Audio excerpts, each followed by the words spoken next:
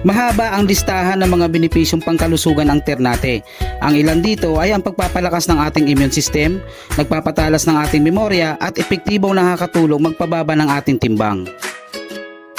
Natural na paracetamol din ang Ternate. Ilang libong taon na nakakalipas mula nang gamitin ito bilang lunas sa sakit ng ulo, sobrang pagkapagod at pananakit ng mga kalamnan.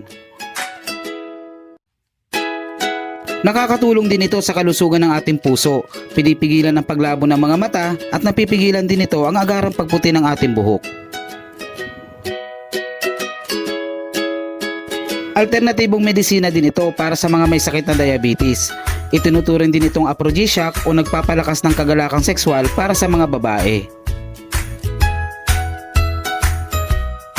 Ang ating mga nabanggit ay ilan lamang sa mga benepisyong pangkalusugan ng Ternate. Ano-ano ba